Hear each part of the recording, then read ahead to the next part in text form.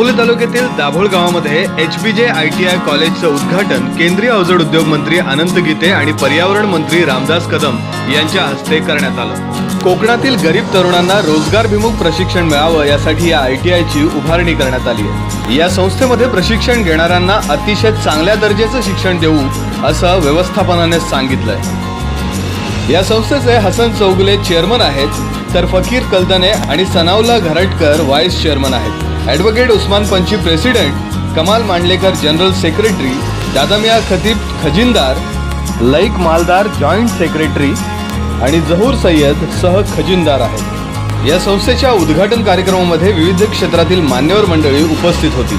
केंद्रीय अवजड उद्योग मंत्री अनंत गीते, राज्याचे पर्यावरण मंत्री रामदास कदम, काँग्रेसचे नेते भाई जगताप, योगेश कदम आदी मान्यवर उपस्थित होते।